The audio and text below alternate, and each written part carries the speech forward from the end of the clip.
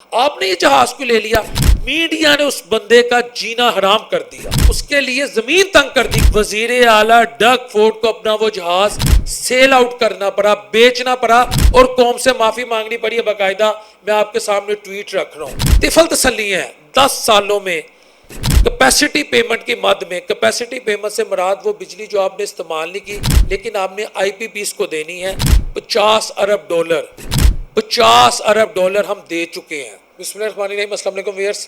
میں کبھی بھی ڈیولپمنٹ پر، انفراسٹرکچر پر یا ملک کی ترقی پر جب بھی حکومت، کوئی بھی حکومت سپینڈ کرتی ہے سڑکوں پر، میں ہمیشہ اسے پوزیٹیو لیتا ہوں، اس کو سپورٹ کرتا ہوں، لیکن access of every thing is bad کے فلسفے پر بھی میں یقین رکھتا ہوں۔ ایک طرف پنجاب کے شہر تونسا میں 331 بچے ایڈز کا شکار ہو گئے کیونکہ ایک سرنج کو بار بار یوز کیا جا رہا تھا، اور دوسری طرف ہماری پنجاب حکومت نے مری میں سکائی گلاس برج کی اپروول دے دی ہے۔ سکائی گلاس برج وہ ہوتا ہے ویورز، اگر آپ نے دیکھو یوزلی چائنا میں ہمیں نظر آتے ہیں کہ کتنے 100 میٹر یا کتنے ہزار میٹر کی بلندی پر یا فٹ کی بلندی پر، دس از دی اپروپریٹ ٹرم، ایک برج ہے، وہ نیچے زمین نظر آ رہی ہوتی ہے، لوگ ان کی ٹانگیں کانپ رہی ہوتی ہیں اور وہ ایک جگہ سے دوسری جگہ جا رہے ہوتے ہیں۔ ٹھیک ہے آپ یہ بنائیں، لیکن میرا ایک سوال یہ ہے، 331 بچے جو تونسا میں، یہ مفتاح اسماعیل نے ٹویٹ کی ہے، جو HIV کا شکار ہو گئے، جو نہ ختم ہونے والی بیماری ہے، جو ان کا وقت نزاعت تک ساتھ یا پیچھا نہیں چھوڑے گی، کون اس کا مجرم ہے؟ یہ غفلت کس کی ہے؟ یہ جرم کس نے کی ہے؟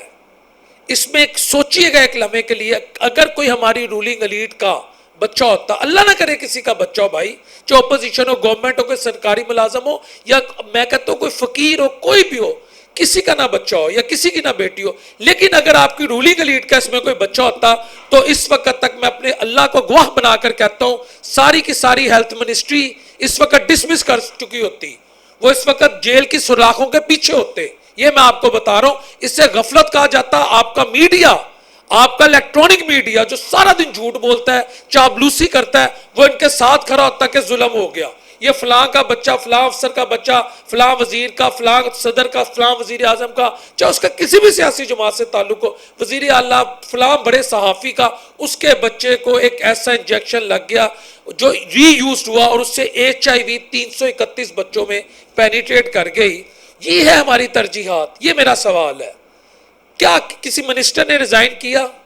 خواجہ سلمان رفیق صاحب ہیں، خواجہ عمران نذیر ہیں، ہماری CM صاحبہ، پوری کا پورا پنجاب کا سٹرکچر ہے، کوئی پوچھنے گیا کہ بھائی یہ کیوں ظلم ہوا؟ یہ اولاد جب پیدا ہوتی ہے، والدین مٹھائیاں بانٹتے ہیں، دعائیں کرتے ہیں، شکرانے کے نفل ادا کرتے ہیں، ان کے سامنے ساری عمر کی اب ایک اذیت ہے ان والدین کی آنکھوں کے آگے کہ یہ میرا بچہ کس کو، وہ کون سا کسی برائی کا مرتکب تھا جو اسے HIV ہو جاتی؟ یہ میرا سوال ہے۔ وہ بیمار ہوا، وہ تونسا میں گیا، اس کے ساتھ یہ ظلم عظیم ہو گیا، اور میں حیران ہوں پاکستانی میڈیا اس پر خاموشی تانے ہوئے ہے۔ میں کہتا ہوں بھائی وہ یہودی ایجنٹ ہے، وہ عمران خان کو یہودی ایجنٹ کہو، جو مرضی کہو، عثمان بزدار جیسا ڈفر آدمی میں نے نہیں دیکھا، یہ حقیقت ہے، میں مانتا ہوں۔ ابھی تو وہ ان کی گھاڑی بھی آج کل ڈرائیو کر رہے ہیں، یہ جو وسیم اکرم پلس جسے خان صاحب کہتے تھے کہ بڑا میرا زبردست یہ ساتھی ہے، سپاہی ہے، یوسف رضا گیلانی کی، میں اس بحث میں نہیں پڑتا۔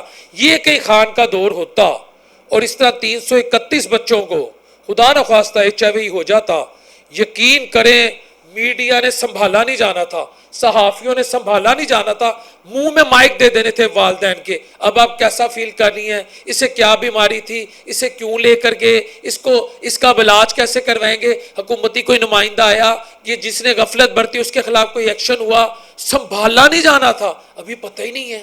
یہ مفتاح اسماعیل کی آپ ٹویٹ دیکھیں، وہ کہتے ہیں مین while 331 kids contacted HIV virus in Tosa where they were injected use needles, جو انجیکشن استعمال ہو رہے تھے وہ دوبارہ سے لگا دیے، ٹھیک ہے۔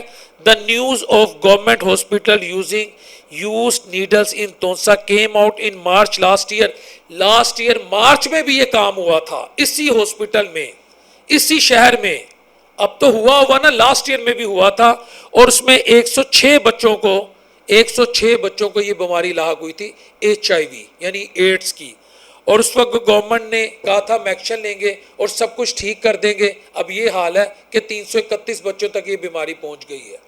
ہماری ترجیحات کدھر ہیں؟ ہم اپنی ماضی کی غلطیوں سے کیوں نہیں سیکھتے؟ اس وقت پاکستان کی جو اصل جو ہماری انکم ہے، یقین کریں یہ آئی پی پیز کھا رہے ہیں، انڈیپینڈنٹ پاور پلانٹس.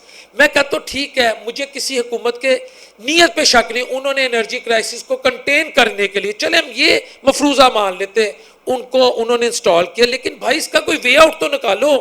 ابھی رانا عاطف ہیں، یہ ایم این اے ہیں، ممبر قومی اسمبلی، ان کی ٹویٹ آپ پڑھ لیں کہ انہوں نے یہ ٹویٹ کی ہے رانا عاطف نے کہ تقریباً 10 سالوں میں یہ جو تبھی تو تونسا میں یہ صورتحال ہوتی ہے کہ ہمارے پاس صرف اور صرف طفل تسلی ہیں. 10 سالوں میں کیپیسٹی پیمنٹ کی مد میں، کیپیسٹی پیمنٹ سے مراد وہ بجلی جو آپ نے استعمال نہیں کی لیکن آپ نے آئی پی پیز کو دینی ہے، 50 ارب ڈالر 50 ارب ڈالر ہم دے چکے ہیں.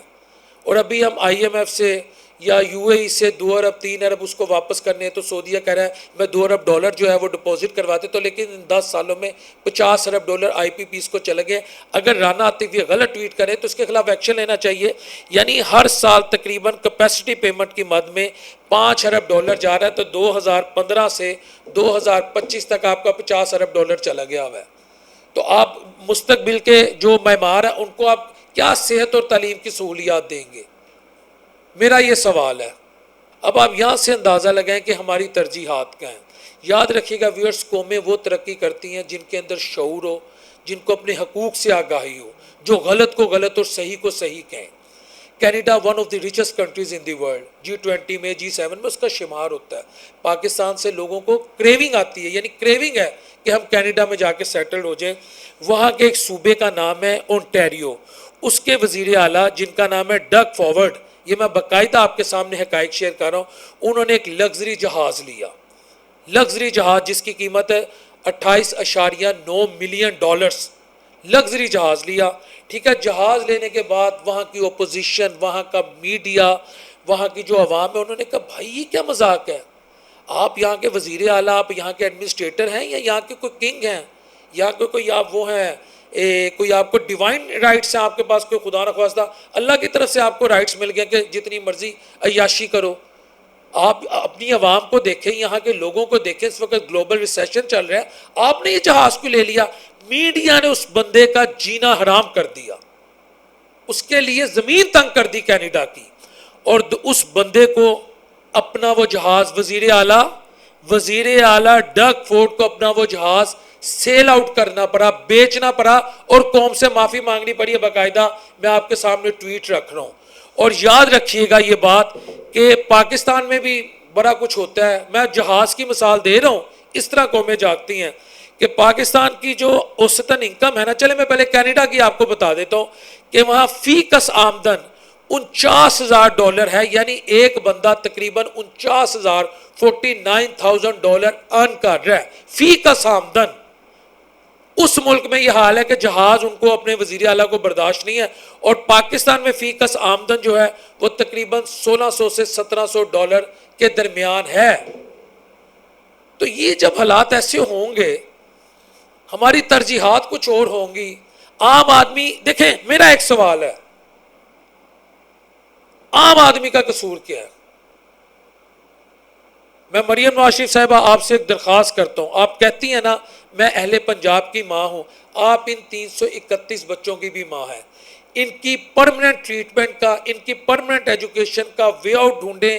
اسی طرح بچوں کو بیسٹ ٹریٹمنٹ دے. کوئی بھی پوری دنیا میں ان کو اگر کہیں علاج کی خاطر علاج کی گھر سے بھیجنا پڑا ہے، آپ کو بھیجنا چاہیے. وہ کہ ابھی تک ایڈز کا ایسا کوئی علاج نہیں دریافت ہوا، لیکن ان بچوں پہ آپ کو خاص فوکس دینا چاہیے. باقاعدہ ایک قانون پاس ہونا چاہیے کہ منسٹری آف ہیلتھ یا اس ہاسپٹل کی وجہ سے تونسا میں ان بچوں کی ساری زندگی ہم نے برباد کر دی، ضائع کر دی. ان کو اسٹیٹ لک آفٹر کرے گی، چاہے اگلے 5 سالوں بعد نون لیگ کی حکومت ہو یا نہ ہو. ایسا قانون پاس کریں. اور جن لوگوں سے بھی یہ غفلت ہوئی ہے، مجرمانہ غفلت، انہیں نشان عبرت بنائیں، ورنہ یقین کریں یہ بچوں کی آہیں ہم سب کو لے بیٹھیں گی. السلام علیکم ورحمۃ اللہ وبرکاتہ.